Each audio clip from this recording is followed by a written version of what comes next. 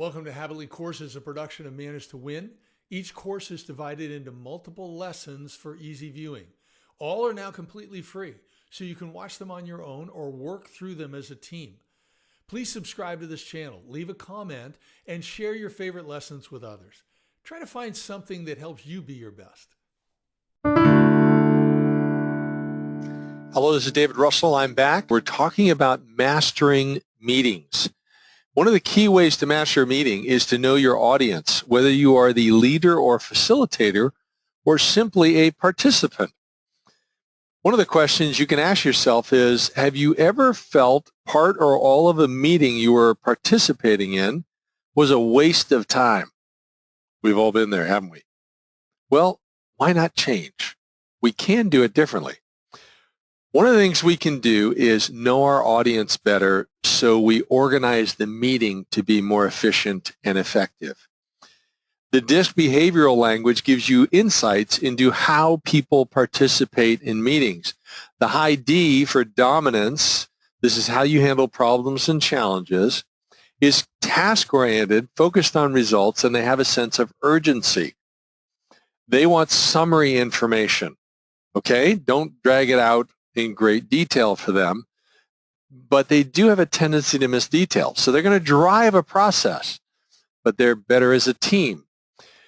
The I for influencing, the high I is an extrovert, all right? And they're going to want to talk. They're not as good at listening. They might be a little bit impulsive, but their main concern you've got with them is their ability to stay focused and listen to others and fully consider what they have to say. The S is steadiness. This is how you handle pace and work environment. And these are people-oriented folks who are skeptics. They don't like risk or sudden change or deadlines. So what they want is boundaries, security, structure, predictable environment. Keep that in mind. If you're going to a meeting, you want to get some change going. Well, I'm going to talk about this more in a moment, but steadiness, the S, the high S, you want to work with them in advance. The C for compliance, these are your analyticals. On the opposite of the D, in that the D struggles with details, these people love detail. Want lots of questions. They can be slow to change, but they really want to avoid mistakes. And so that's the key here. Now, if we dive deeper, the high D is someone who wants you to be brief and to the point. Give them summary information and help them come to a decision based on the facts. All right? They want to consider bottom line. They want to keep things moving. They want to solve problems and move on to the next one. The high I, the extrovert, wants some time for socializing. They want to talk and have a little fun. Okay? Well, that can be all right. But your key here is not just give them some time to talk, but you want to keep them engaged when they're not doing the talking and keep them focused so that they can use their creative brain best to help you achieve results.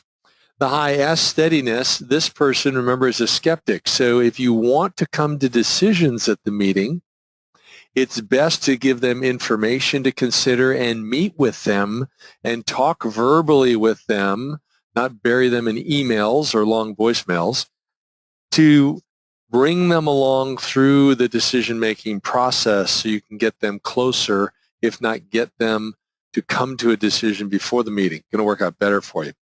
And last but not least, the high C. These people want a lot of detail. So you got to prepare well in advance, and you may give them information related to the meeting in advance and tell them what they need to read and be prepared about.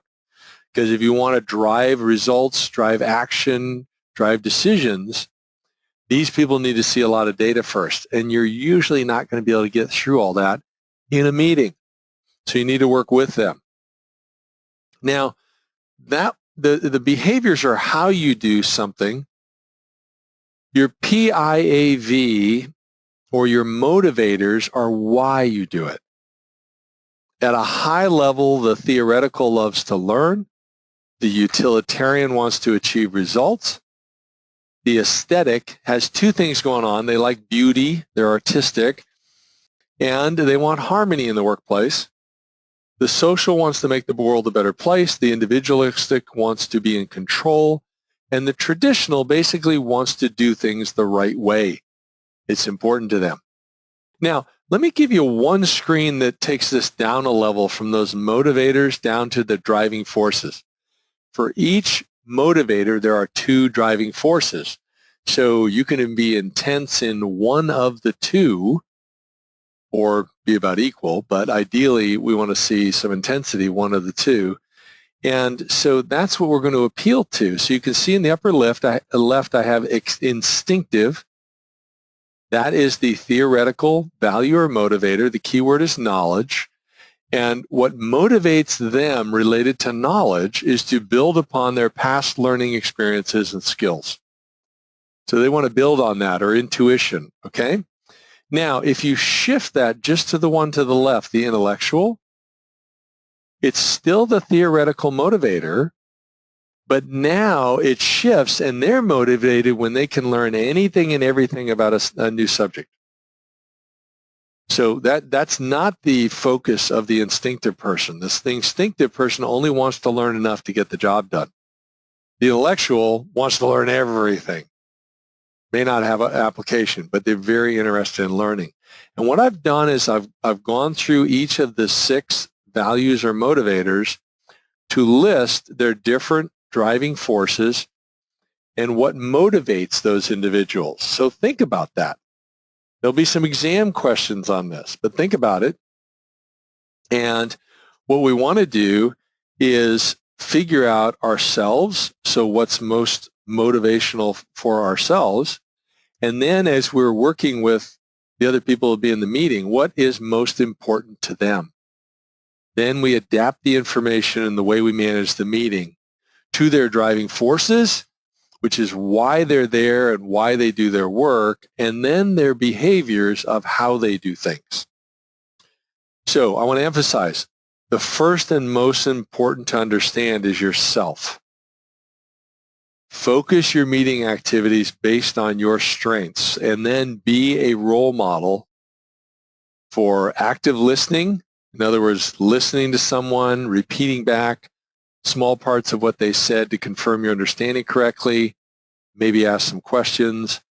Have a great tone of voice. It's respectful. It may be empathetic. It may be positive. It may be enthusiastic.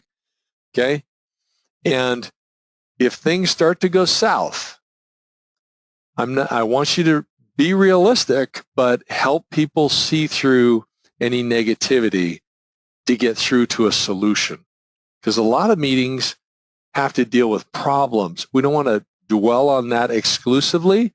We want to cover what we need to cover about the problem and then move on to the solution.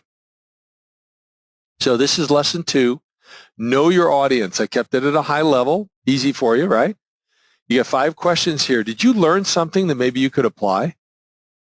Could be behaviorally, could be in the driving forces, either about yourself or someone you work with. Think about that. Take the exam, pass the exam. This is the conclusion of lesson 2. I look forward to being with you in lesson 3. Bye for now.